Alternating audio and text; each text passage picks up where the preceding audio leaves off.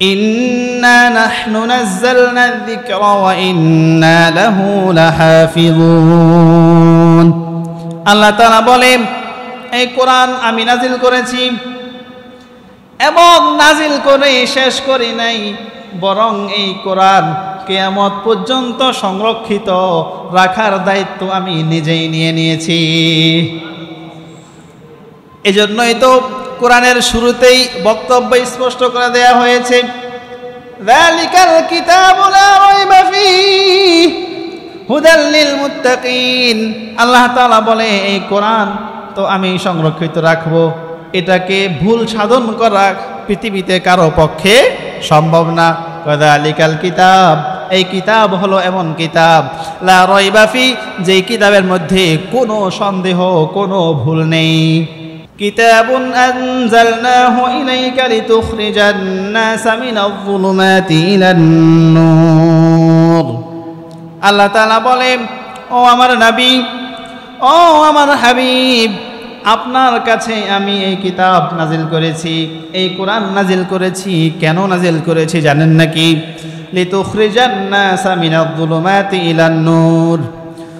বলে, আমি এই কিতাব নাজিল করেছি, এই কিতাবের মাধ্যমে আপনি যেন মানুষদেরকে অন্ধকার থেকে আলোর দিকে, জাহান্নামের পথ থেকে জান্নাতের দিকে নিয়ে আসতে পারেন। এজন্যই আমি এই কোরআন নাজিল করেছি। এই কোরআন কেন নাজিল করেছি আল্লাহ রাসূলকে আল্লাহ বলে দিচ্ছেন, আপনাকে কিতাব যে দিলাম কেন দিলাম শুনেন। আসমানি কিতাব সমূহের প্রতি ঈমান কিভাবে আনতে হবে, তাহলে আজকে আলোচনা হবে আসমানি কিতাব সমূহের প্রতি ঈমান সম্পর্কে। আর বাকি থাকবে তিনটা, আল্লাহ যদি আমাদেরকে বাঁচিয়ে রাখে ওই তিনটাও আমরা পরবর্তীতে আলোচনা করব ইনশাআল্লাহ। তারপরে ধারাবাহিক আলোচনা আসবে ঈমানের কি কি সুফল রয়েছে দুনিয়াতে এবং পরকালে, সাহাবায়ে কেরামের ঈমান কেমন ছিল এবং ঈমান ভঙ্গের কারণসমূহ আমরা জানব পরবর্তীতে ইনশাআল্লাহ। তাহলে আমরা আজকে মূল আলোচনায় চলে যাই, সেটা হলো আসমানি কিতাব সমূহ সম্পর্কে আমরা শুনবো ইনশাআল্লাহ। সম্মানিত হাজিরিন, আল্লাহ তাআলা দুনিয়াতে মানুষ সৃষ্টি করেছেন, সেই সাথে মানুষকে দুইটি পথ দিয়েছেন, জান্নাতের পথ, জাহান্নামের পথ, আলোর পথ, অন্ধকারের পথ। তাহলে মানুষকে এই দুইটি পথ সঠিকভাবে প্রদর্শন করার জন্য, দেখানোর জন্য আবার যুগে যুগে নবী রাসূলও তিনি প্রেরণ করেছেন। তাহলে আল্লাহ যে জান্নাত জাহান্নাম সৃষ্টি করেছেন, দুইটি পথ আমাদেরকে দিয়েছেন, শুধু দিয়েই শেষ করেন নাই, বরং সেই পথে আমাদেরকে চালানোর জন্য যুগে যুগে আল্লাহ তাআলা কি করেছেন? নেতা দিয়েছেন, নবী রাসূলদেরকে পাঠিয়েছেন। তো এর মধ্যে কোন কোন নবীকে আল্লাহ তাআলা কিতাব দিয়েছেন, শরীয়ত দিয়েছেন, পথ প্রদর্শন করার জন্য নির্দেশক একটি গ্রন্থ দিয়েছেন। তাহলে এই থিওরি অনুযায়ী, এই গ্রন্থ অনুযায়ী নবীরা আল্লাহ তাআলার পথে মানুষদেরকে ডাকতেন। আর যে নবীরা গ্রন্থ পাননি, তারা আগের নবীর গ্রন্থ অনুযায়ী কি করতেন? আল্লাহর দিকে ডাকতেন। তো এভাবেই চলছিল। তো যুগে যুগে যে কিতাব আল্লাহ তাআলা দিয়েছেন, এটার প্রতি কি করতে হবে? বিশ্বাস করতে হবে। আল্লাহ তাআলা অসংখ্য কিতাব এরকম শরীয়ত পৃথিবীতে দিয়েছেন। তো প্রসিদ্ধ আসমানি কিতাব হলো চারটি। বলেন কয়টি? চারটি। তাওরাত, জাবুর, ইনজিল, কোরআন। তাওরাত নাজিল হয়েছে হযরত মুসা আলাইহিস সালাতু ওয়াস সালামের উপরে, যেটাকে আজকে দুনিয়ায় বাইবেল বলা হয়। এই বাইবেল কিন্তু সেই মুসা আলাইহিস সালামের তাওরাত নয়, মনে রাখবেন। এটা হলো তাদের পরিবর্তিত সংস্কৃত সর্বশেষ রূপ হলো এটা বাইবেল। তারপরে জাবুর নাজিল হয়েছে হযরত দাউদ আলাইহিস সালামের উপর। ইনজিল নাজিল হয়েছে ঈসা আলাইহিস সালাতু ওয়াস সালামের উপরে। তাহলে প্রথম হলো কি? তাওরাত মুসা আলাইহিস সালাম, জাবুর দাউদ আলাইহিস সালাম, আর ইনজিল ঈসা আলাইহিস সালাতু ওয়াস সালামের উপরে। তাহলে এই তিন কিতাব তিন নবীর উপরে। আর সর্বশেষ নবী হযরত মুহাম্মদ সাল্লাল্লাহু আলাইহি ওয়াসাল্লাম, আমাদের নবী, এর উপরে নাজিল হয়েছিল সেই গ্রন্থের নাম কি বলেন? আল কোরআন। সম্মানিত হাজিরিন, তো তাহলে এই কোরআন নাজিল হয়েছে সর্বশেষ গ্রন্থ হিসাবে, তাহলে আর কিয়ামত পর্যন্ত আর কোনো গ্রন্থ নাজিল হবে না, আর কোনো নবীও আসবে না। তাহলে আমাদের আজকের যুগের যত সমস্যা আছে এই সমস্যার সব কিছুর সমাধান পেতে হলে যেতে হবে কোথায়? কোরআনে। কারণ আজকের যুগের সমস্যা তাওরাতে পাওয়া যাবে না, ঠিক আছে না? আজকের যুগের সমস্যা জাবুরে পাওয়া যাবে না, আজকের যুগের সমস্যার সমাধান ইঞ্জিনে পাওয়া যাবে না। কারণ তাওরাত জাবুর ইঞ্জিন নাজিল হয়েছে সেই সময়কার মানুষদের সেই সময়ের সমস্যার সমাধান হিসাবে। তাহলে আজকের যুগের যত সমস্যা আছে এগুলো সব কিছুর সমাধান যদি পেতে হয় তাহলে যেতে হবে কোথায় বলেন? কোরআনের কাছে যেতে হবে, কোরআনের কাছে যেতে হবে।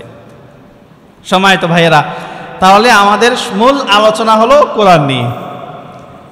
এই 4টি কিতাবের মধ্যে আমাদের মূল বিষয় হলো কি? কোরআন। দেখেন, কারণ অন্যান্য সব কিতাব এগুলা 2 কারণে মানা যাবে না। একটা তো বললাম যে সেই যুগের সমস্যা সেই কিতাবে ছিল, আজকের দিনের সমস্যা সেই কিতাবে পাওয়া যাবে না, এটা হলো 1 নম্বর কারণ। 2 নম্বর কারণ কি? আর সেই যুগের সেই কিতাব তাওরাত জাবুর ইনজিল আজকের এই পর্যন্ত এগুলো একটাও সঠিক জায়গায় সঠিকভাবে নেই, অক্ষত অবস্থায় নেই। তাহলে যেহেতু সেগুলো সঠিক জায়গায় নেই, অক্ষত নেই, সেই তো মানার কোনো সুযোগ নেই। দ্বিতীয়ত, যেহেতু সেগুলো আগের নবীদের কিতাব ছিল, আজকের যুগের সমস্যা সমাধান সেই কিতাবে পাওয়াও সম্ভব নয়। শেষ কিতাব যেহেতু কোরআন, আল্লাহ রাসূল শেষ নবী, তাহলে আল্লাহ রাসূলের এই শরীয়তে এই কোরআনেই আল্লাহ রাসূল আসার পর থেকে কিয়ামত পর্যন্ত যত সমস্যা মানুষের হতে পারে এই সব কিছুর সমাধান এই কোরআনে রয়েছে। প্রিয় ভাইয়েরা, আগের গ্রন্থগুলো যে বিকৃত হয়েছে এবং কি কি সমস্যা হয়েছে দেখেন, এই বিষয়ে আল্লাহ তাআলা নিজেই কোরআনে আল্লাহ রাসূল সাল্লাল্লাহু আলাইহি ওয়াসাল্লামকে বলেছেন, আমাদেরকে সতর্কবাণী সেগুলো দিয়েছেন। আল্লাহ তাআলা বলে যে অতীতের গ্রন্থগুলো তারা কি করত? বিকৃত করে ফেলতো। তারা কি করত? এই মূল মর্মার্থ এই কথার মধ্যে তারা বিকৃত সাধন করত এবং সেগুলো অনেকগুলো তারা ভুলে যেত। অনেকগুলো কি করত? এরা ভুলে যেত। আল্লাহ তাআলা সূরা মাঈদার 13 নম্বর আয়াতে বলে, দেখেন, ইউহাররিফুনাল কালিমা আম মাওয়াদিহি ওয়া নাসু হাযযাম মিম্মা যুকিরু বিহি। আল্লাহ তাআলা বলে,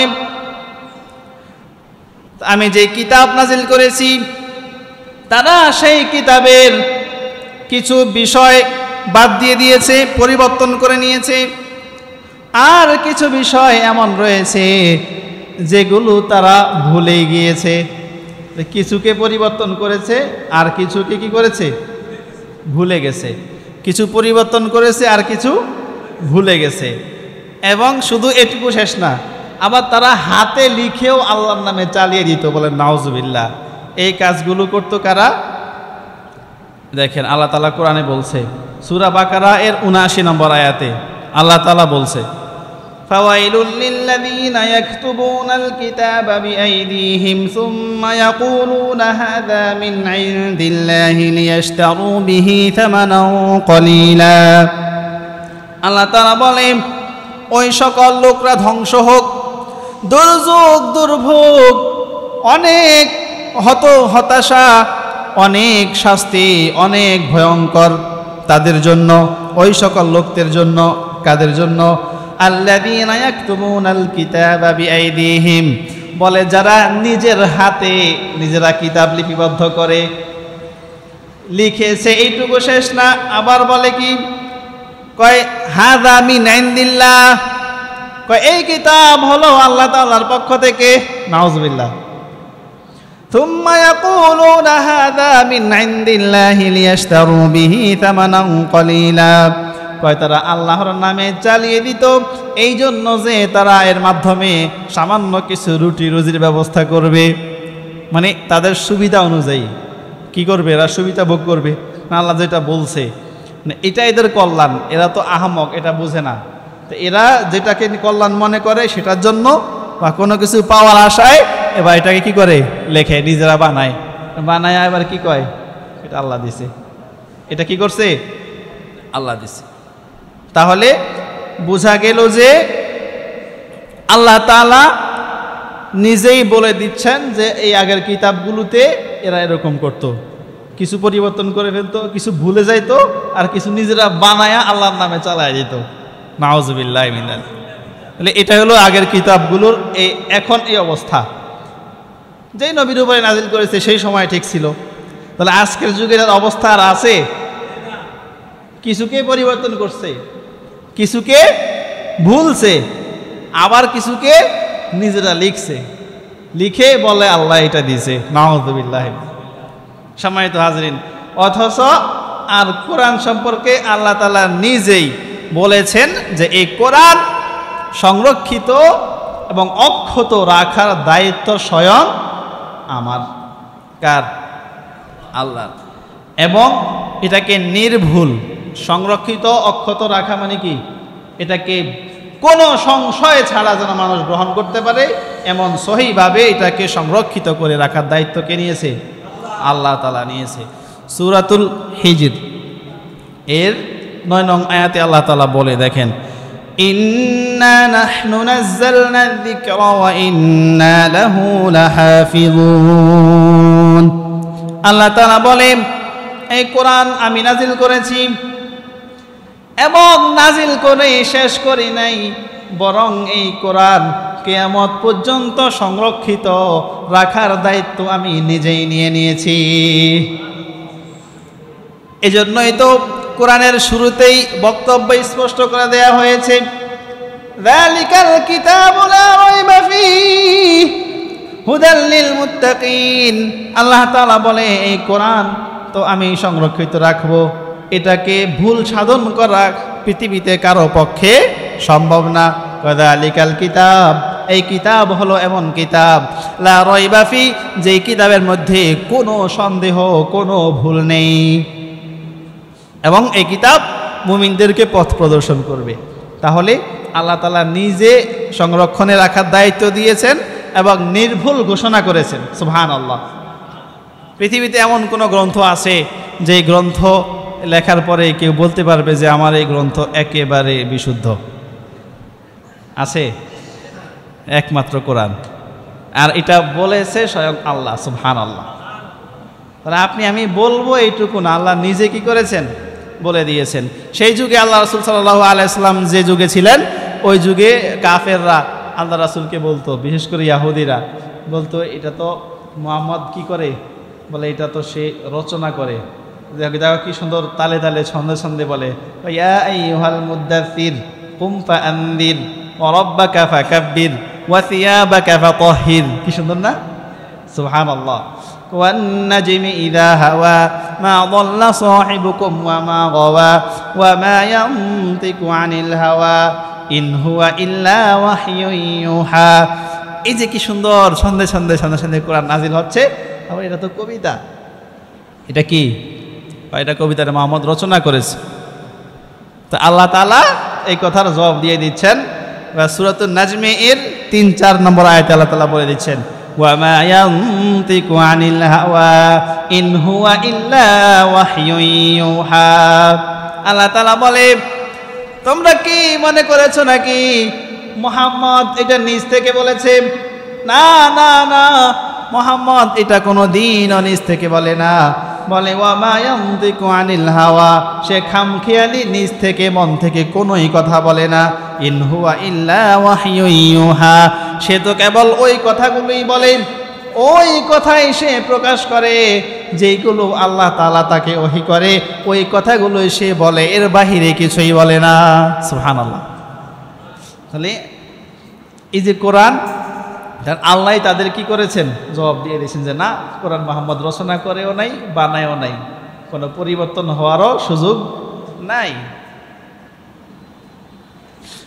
এই হলো কোরআন। সম্মানিত হাজরিন, তো এই যে এত সংরক্ষিত, আল্লাহ তাআলা নিজ দায়িত্বে এত যত্ন সহকারে এই কোরআন আমাদের কাছে পাঠিয়েছেন, নাজিল করেছেন।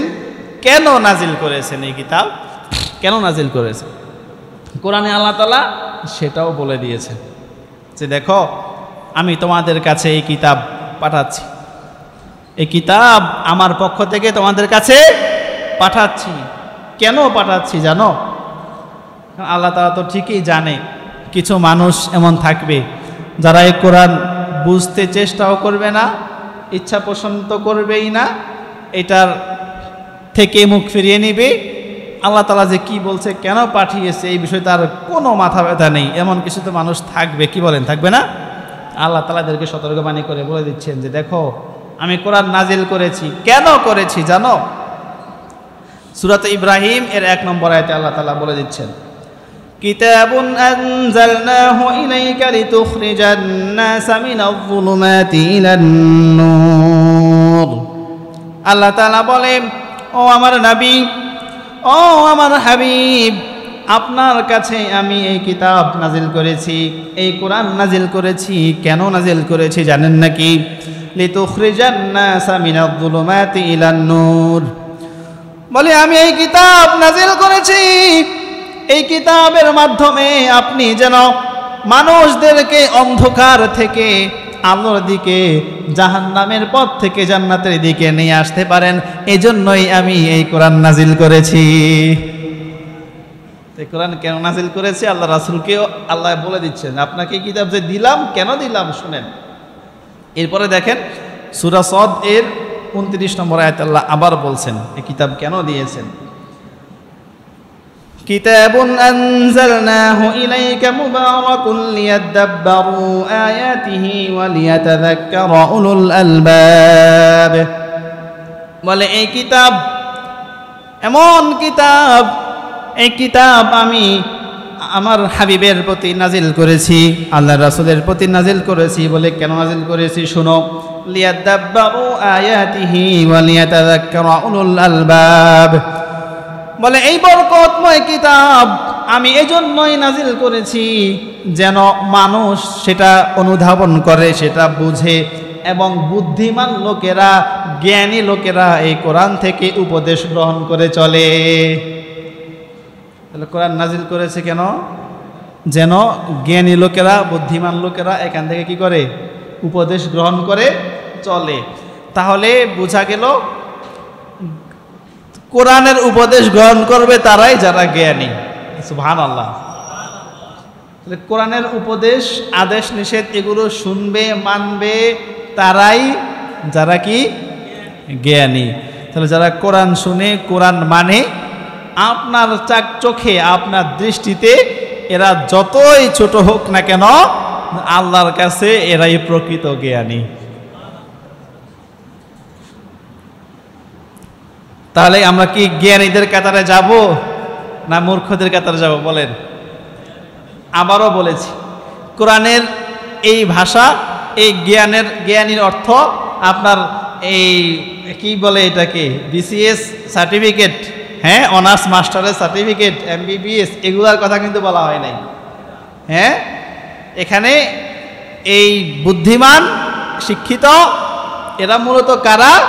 যারা কোরআনকে বুঝেছে, অনুসরণ করেছে এবং করে, চেষ্টা করে। তাহলে আপনি যদি দুনিয়ার যে শিক্ষা সিলেবাস সেখান থেকে আপনার এক বিন্দুও কোনো সার্টিফিকেট না থাকে, হ্যাঁ, কোনো একাডেমিক যোগ্যতা না থাকে, তবুও আপনি কোরআন মানেন, আল্লাহর কাছে আপনি জ্ঞানী। সুবহানাল্লাহ। আল্লাহ তাআলা আমাদের সবাইকে এই আয়াতটা আমল করার তৌফিক দিক, বলেন আমিন। সম্মানিত ভাইয়েরা, তো এরপরে দেখেন আল্লাহ তাআলা এই কোরআন সম্পর্কে চ্যালেঞ্জ করেছেন। কি করেছেন? কাদেরকে? ইয়াহুদীদেরকে। দেখেন এই তারা বলতো এই যে কোরআন রচনা করেছে, একটু আগে আপনাদেরকে শুনাইলাম না আয়াত, তো এরা যখন বলতো তো আল্লাহ রাসূল তো বারবার শুনতো। তো আল্লাহ রাসূলকে আল্লাহ তাআলা বলে দিচ্ছে যে দেখেন এরা যে বারবার বলে এই কোরআন রচনা হয়েছে, কোরআন বানানো হয়েছে, তো ঠিক আছে আপনি তাদেরকে একটা চ্যালেঞ্জ করেন। কি করেন বলেন? চ্যালেঞ্জ।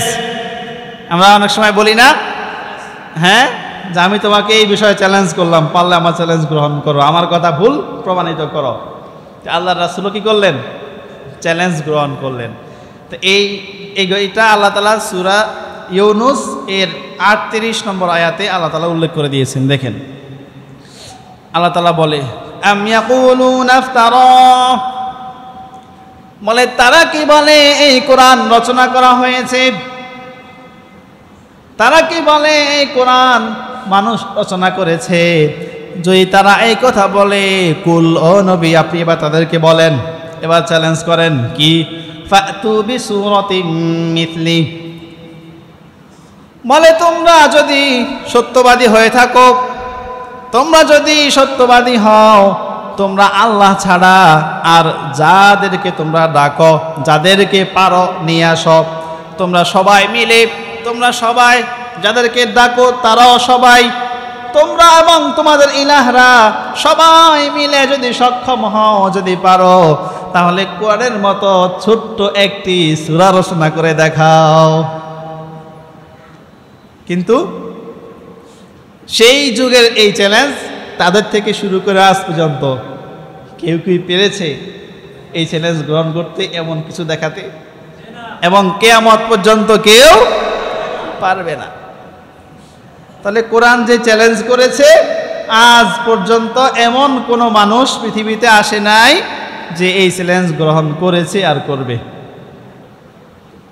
তাহলে কোরআন যে সত্য, আমরা আল্লাহ তাআলার কথার উপরে মেনে নিব, এটা তো ঠিক। তবে এই সমস্ত বিষয়ে আল্লাহ তাআলা যে সমস্ত বিষয়ে চ্যালেঞ্জ করতে বলেছেন, এটা আমরা চাক্ষুষভাবে দেখেও বিশ্বাস করতে পারি যে এটা সত্য। কি বলেন, ঠিক না? সম্মানিত ভাইয়েরা, তো এবার আসেন, এই কোরআন আল্লাহ তাআলা আল্লাহ রাসূলের প্রতি নাজিল করেছে, কেন নাজিল করেছে সেটা আমরা জানলাম, এবং কোরআন যে সত্য এটারও কিছু নমুনা আমরা শুনলাম। এবার কোরআন আমাদের কাছে যেভাবে এসেছে, হ্যাঁ, কিতাব আকারে, আসলে এটা কিভাবে, এটা এই সংরক্ষণের ইতিহাসটা কি? আল্লাহ রাসূলের কাছে তো আসছে, জিবরাইল আসছে, জিবরাইল এসে আল্লাহ রাসূলকে বলছে, আল্লাহ রাসূল মুখস্থ করে নিয়েছে। আল্লাহ রাসূল লিখতে জানতেন না, পড়তেও জানতেন না, তিনি উম্মি ছিলেন। তো দেখেন এটাও কেন, যেহেতু কাফেররা এই কথা না বলতে পারে যে মুহাম্মদ এরা লিখছে, তো মুহাম্মদ লিখতে জানেই না, হ্যাঁ, আর তিনি কবিও না, ঠিক আছে না, একাডেমিক কোনো পড়া তার নাই। তবে তিনি চাইলেই যে এত বড় সর্বোচ্চ সাহিত্যের কিতাব লিখে ফেলবেন, এটা কি সম্ভব? তো আল্লাহর রাসূল সাল্লাল্লাহু আলাইহি ওয়াসাল্লাম পৃথিবীর সকল এলমের জ্ঞানের হৃৎপিণ্ড, মাথা, কিন্তু এটা কিভাবে আল্লাহ সরাসরি তাকে ইলমে লদুনে দিয়েছেন। আল্লাহ তাআলা সরাসরি আল্লাহর রাসূলের অন্তরে কি সব দিয়ে দিয়েছেন। তিনি কোনো আরবের একাডেমিক কোনো শিক্ষা, কোনো শিক্ষকের কাছে গিয়ে কোনো কিছু শিখেন নাই, পড়েন নাই, তার শিক্ষক স্বয়ং আল্লাহ জিবরাইলের মাধ্যমে। সুবহানাল্লাহ। সম্মানিত হাজিরিন, তো এখন জিবরাইল আসছে আল্লাহ রাসূলের কাছে, আল্লাহ রাসূল কোরআন শিখেছে, মুখস্থ করেছে, আমাদের কাছে যে আসলো কিভাবে শুনবেন। আল্লাহ রাসূল সাল্লাল্লাহু আলাইহি ওয়াসাল্লাম যখন নবুয়ত পেলেন 40 বছর বয়সে, হেরা গুহাতে এসে জিবরাইল আলাইহিস সালাতু ওয়াস সালাম, এই লম্বা ঘটনা, তাই কোরআন নিয়ে আসলেন। প্রথম আয়াত নাজিল হলো ইকরা বিসমি রাব্বিকাল্লাযী খলাক খলাকাল ইনসানা মিন আলাক ইকরা ওয়া রাব্বুকাল আকরাম আল্লাযী আল্লামা বিল কলাম আল্লামাল ইনসানা মা লাম ইয়ালাম। তো এই আয়াতগুলো সর্বপ্রথম আল্লাহ রাসূলের কাছে নিয়ে আসছে জিবরাইল আলাইহিস সালাতু ওয়াস সালাম। কোথায়? হেরা গুহায়। আল্লাহ রাসূল জিবরাইলের এই প্রথম দেখেছে হেরা গুহায়। কোথায় দেখেছে? হেরা গুহায়। কেমন দেখেছে? এই ফেরেশতাদের প্রতি ঈমান, ওই আলোচনার মধ্যে আমরা ফেরেশতাদের আকৃতি বর্ণনা করব, দেখবেন, তখন বিস্তারিত বলবো। এখন সংক্ষিপ্ত বললাম যে ফেরেশতা আসছে আল্লাহ রাসূলের কাছে এই আয়াতগুলো নিয়ে। আল্লাহ রাসূল জিবরাইলকে প্রথম দেখেছেন, বলে আমি তার শুরু দেখি শেষ দেখি না, মাথা আকাশে পা জমিনে। সুবহানাল্লাহ বলবেন না? জিবরাইল আলাইহিস সালামের 600 ডানা। কয়টা ডানা? একটা, দুইটা, 600। ওই যে জাতিকে আল্লাহ তাআলা এই মাটিকে এরকম উলট করে কি করেছেন, নিমজ্জিত করেছেন, লুতকে, জিবরাইল শুধু একটা ডানা দিয়ে বাড়ি দিয়ে এটাকে উল্টে দিয়েছেন। সুবহানাল্লাহ পড়ে। তো এর ডানা আছে এমন কয়টা? 600 ডানা। তো এইটা কেমন? আল্লাহ রাসূল সাল্লাল্লাহু আলাইহি ওয়াসাল্লাম ভয় পেয়ে গেলেন। কি করলেন? ভয় পেয়ে গেলেন। বললেন পড়েন। আল্লাহ রাসূল বলে মা আনা বিকরিন, আমি পড়তে পারি না। তো জিবরাইল আলাইহিস সালাম আবার বলেন ইকরা, মা আনা বিকরিন, আমি তো পড়তে জানি না, আমি তো কোনোদিন স্কুলেও যাই নাই, হ্যাঁ, কারো কাছে বই খাতা নিয়ে বসিও নাই, আমি কিভাবে পড়বো? আবার বলে আপনি পড়েন, আবারও বলে না, আমি তো পারি না। এবার এত বড় মানুষ জিবরাইল, মানুষ না তো ফেরেশতা, তো এই এত বড় আল্লাহ রাসূলকে ধরে দিল এক চাপ। এবার অবস্থাটা বুঝেন, এত বড়, এইটা দেখে তো আল্লাহ রাসূল নিজে এমনিতেই হতাশ, অবাক, আবার যদি এই দুইটা চাপ দেয় অবস্থাটা কি? আল্লাহ রাসূল হতাশ হয়ে তাড়াতাড়ি দৌড় বাড়ির দিকে, ও খাদিজা কোথায়, তাড়াতাড়ি আসো, আমি তো শেষ, আমি মরে যাব, আমি মরে যাব। হ্যাঁ, কয় খসিত আলা নাফসি, আমি আমার নিজের উপরে ভয় করতেছি, আমি না জানি মরেই যাব। একেবারে বুখারী শরীফের প্রথম দিকে হাদিসগুলো বিস্তারিত আসছে। কয় আমি কি করব? আমি মরেই যাব, তাড়াতাড়ি আমাকে কম্বল দিয়ে চাপায়া ধরো। তো খাদিজা রাদিয়াল্লাহু তাআলা আনহা নিয়ে গেলেন। তখন তার এক আত্মীয় ছিল, হ্যাঁ, সে আগের কিতাবের পণ্ডিত ছিলেন, ধর্মগুরু ছিলেন।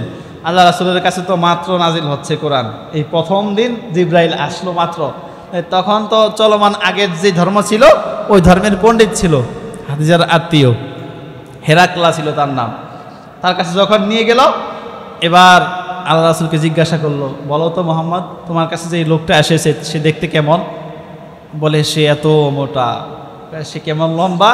তার পা জমিনে, মাথা আকাশে। কয় আর কেমন দেখেছ? কয় তার অসংখ্য ডানা। কয় এত ভয়ঙ্কর, আমাকে যে চাপ দিয়েছে, মনে আমি মরেই যাব। এগুলো সব শুনে তখন ওই হেরাকলা বলল যে আল্লাহর কসম, আমার নবী মূসা আলাইহিস সালাতু ওয়াস সালামের কাছে যে আল্লাহ তাআলার পক্ষ থেকে এই কিতাব নিয়ে যিনি এসেছিল, ইনি সে জিবরাইল আলাইহিস সালাতু ওয়াস সালাম। সুবহানাল্লাহ। সে বলে আমি বুঝতে পারছি যে আপনি আল্লাহ তাআলার নবী। তো এই হেরাকলা তখন অনেক আফসোস করে বলেছিল, আমি আফসোস করি সেই দিনের জন্য যেদিন আরববাসী আপনাকে আমাদের আরব থেকে বের করে দিবে, মক্কা থেকে কি করবে? বের করে দিবে। এই যে হিজরত করে আল্লাহ রাসূল চলে গেলেন, এই ঘটনা তিনি ওই যে মূসা আলাইহিস সালামের কিতাবেই পেয়েছেন।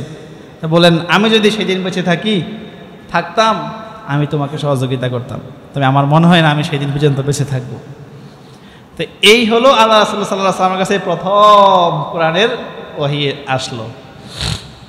এই যে শুরু হলো, এই প্রয়োজন মাফিক ধাপে ধাপে ধাপে ধাপে একে একে একে একে ওহী আসা শুরু হলো।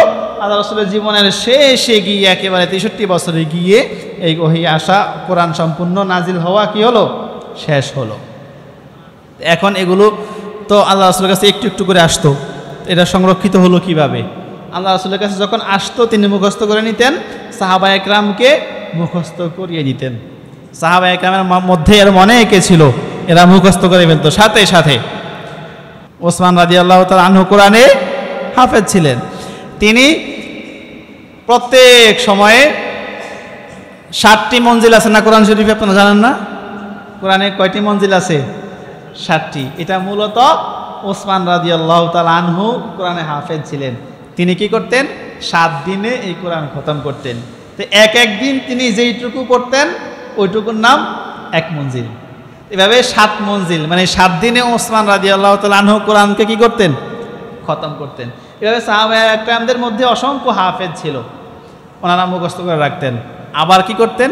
হাড্ডির ভিতরে, হ্যাঁ, তারপরে হাড়ের ভিতরে এবং বিভিন্ন পাথরের ভিতরে, তারপরে চামড়ার ভিতরে লিখে রাখতেন। হাড়ের ভিতরে, পাথরের ভিতরে, চামড়ার ভিতরে কি করতেন? লিখে লিখে রাখতেন। এভাবে কোরআন সংরক্ষিত ছিল। আল্লাহ রাসূল সাল্লাল্লাহু আলাইহি ওয়াসাল্লাম বিদায় হয়ে গেলেন। আবু বকর রাদিয়াল্লাহু তাআলা আনহু এখন কি করতেছেন? রাষ্ট্র পরিচালনা করতেছেন। সেই সময় ইয়ামানে একটা বড় যুদ্ধ হয়েছিল। এই বিস্তারিত ঘটনা বলতে গেলে অনেক দিন যাবে, সংক্ষেপে বলি শুনেন। যুদ্ধ হয়েছিল, ওই যুদ্ধে হাফেজ সাহাবা যারা ছিলেন এদের বড় একটা অংশ শাহাদাত বরণ করে। ওই যুদ্ধে হাফেজ যারা ছিল এদের মধ্যে অনেক বড় একটা অংশ কি করে শাহাদাত বরণ করে। তখন সবাই চিন্তিত হয়ে গেলেন, হায় হায়, হাফেজ সাহেবরা যদি মারা যায় তাহলে আমরা কি করব? কোরআন শিখবো কার কাছ থেকে? নামাজ পড়বো কার পিছনে? কোরআন তো বিলুপ্ত হয়ে যাবে। এবার সবাই তাড়াতাড়ি পরামর্শ করে সিদ্ধান্ত নিলেন যে কোরআনকে কি করবেন? সংরক্ষণ করবেন, সংকলন করবেন। প্রথমে আবু বকর রাদিয়াল্লাহু তাআলা আনহু বেশি গুরুত্ব দেন নাই, কারণ ও রাসূল করে নাই, আমি কিভাবে করব। ওমর রাদিয়াল্লাহু তাআলা আনহু অনেক সুন্দরভাবে যৌক্তিকভাবে উপস্থাপন করে এটা বুঝাতে সক্ষম হলেন যে এটা না হলে আমাদেরকে পরবর্তীতে কি করতে হবে? অনেক বড় বিপদের সম্মুখীন হতে হবে। তা আবু বকর রাদিয়াল্লাহু তাআলা মত দিলেন। তখন হাসান বিন সাবেত তিনি ছিলেন এই কোরআনের লেখক। আল্লাহ রাসূল তাকে দিয়ে কোরআন লেখাতেন, বলতে লিখে রাখো। তিনি যে চামড়ার ভিতরে, পাথরের ভিতরে, হাড্ডির ভিতরে লিখতেন। তখন আবু বকর রাদিয়াল্লাহু তাআলা আনহু হাসান ইবনে সাবেতকে দায়িত্ব দিয়ে কি করলেন? যে তুমি এগুলা কি করো? সব সংরক্ষণ করো। হাফেজ কাজ সবাইকে ডাকো। এর মধ্যে 43 জন, বলেন কয়জন? হাফেজ সদস্য ছিল। এরা সবাই মিলে বসে কোথায় কোথায় লেখা ছিল সেগুলোকে এনে যেন কোনো ভুল না থাকে, সবাই মিলে সুন্দর করে এবার সংকলন শুরু করে দিলেন। সবগুলাকে সংকলন শুরু করে দিলেন। এর মধ্যে ওসমান রাদিয়াল্লাহু তাআলা আনহু ছিল, ওমর রাদিয়াল্লাহু তাআলা আনহু ছিল, আলী রাদিয়াল্লাহু তাআলা আনহু ছিল, এরকম বড় বড় সাহাবারাও ছিলেন। এরপরে 10 জন বিশিষ্ট পরিষদ গঠন করা হলো, যেখানে হাসান বিন সাবেত, ওমর, আলী, ওসমান এরা সহ ছিল। বা সংরক্ষণ হয়ে গেল, সবগুলো সংকলন করে জমা করলেন কে? আবু বকর রাদিয়াল্লাহু তাআলা আনহু। কিন্তু এটাকে পাণ্ডুলিপি করে যেতে পারেননি। এরপরে আসলো ওমর রাদিয়াল্লাহু তাআলা আনহুর আমল। ওমর রাদিয়াল্লাহু তাআলা আনহুর আমলেও রাষ্ট্র পরিচালনা বিভিন্ন কারণে তিনি ওইটাকে পরিপূর্ণ পাণ্ডুলিপি তৈরি করেননি। অর্থাৎ ওসমান রাদিয়াল্লাহু তাআলা আনহু যখন তিনি এই দায়িত্ব পেলেন, তখন ওসমান রাদিয়াল্লাহু তাআলা আনহু এই সবগুলোকে একত্র করে পাণ্ডুলিপি আকারে তৈরি করেছেন, যেটা সম্ভবত আরবের কোনো জাদুঘরে এখনো আছে। আমি যাই নাই, তবে শুনছি, যারা গেছেন আপনারা দেখেছেন কিনা জানি না। এই সংরক্ষিত সেই কিতাব, এটাকে সংরক্ষণ করেছে, সংকলন করেছে কে? ওসমান রাদিয়াল্লাহু তাআলা আনহু। পাণ্ডুলিপি আকারে তৈরি করেছে। সেখান থেকেই আমরা যে ছাপাই কোরআন পড়ি, ওটার অনুসরণে কি করা হয়েছে? এগুলো সব তৈরি করা হয়েছে। সম্মানিত হাজরিন, এই ছিল সংক্ষিপ্ত এই কোরআন সংকলনের ইতিহাস। ওসমান রাদিয়াল্লাহু তাআলা আনহুর যুগ থেকে এরপরে আস্তে আস্তে ধারাবাহিকভাবে কি এই পাণ্ডুলিপি আকারে আমরা পেতে শুরু করলাম। পেতে পেতে আজকের এই দিনে এসে আমাদের হাতে যে কোরআন আছে, এটাও সেটার অনুসরণেই করা হয়েছে এবং কিয়ামত পর্যন্ত এই কোরআন ছাপতে থাকবে। কিন্তু আল্লাহ তাআলার নিজের যেহেতু ওয়াদা, এই কোরআনে কেউ কোনো ভুল সাধন করতে পারবে না। সম্মানিত হাজরিন, এরপরে এবার আসেন কোরআনের অলৌকিকত্ব, শ্রেষ্ঠত্ব, যেটা সত্য, যুগে যুগেও তার কিছু কিছু প্রমাণ আমরা পাই। এখন কিছু বৈজ্ঞানিক সময় আলোকে কোরআনের ভবিষ্যৎবাণী এগুলাও প্রমাণ করে যে কোরআন আল্লাহর বাণী এবং পথ নির্দেশক। আমাদের সব বিপদ আপদ থেকে রক্ষা পাওয়ার জন্য এই কোরআন আমাদের সহায়ক। তো সেই ঘটনাগুলো আল্লাহ আমাদেরকে বাঁচিয়ে রাখলে আবার আগামী জুমায় শুনবো। আল্লাহ আমাদের সবাইকে বাঁচিয়ে রাখুক, তৌফিক দিক, বলেন আমিন। ওয়া আখিরু দাওয়ানা আলহামদুলিল্লাহি রাব্বিল আলামিন।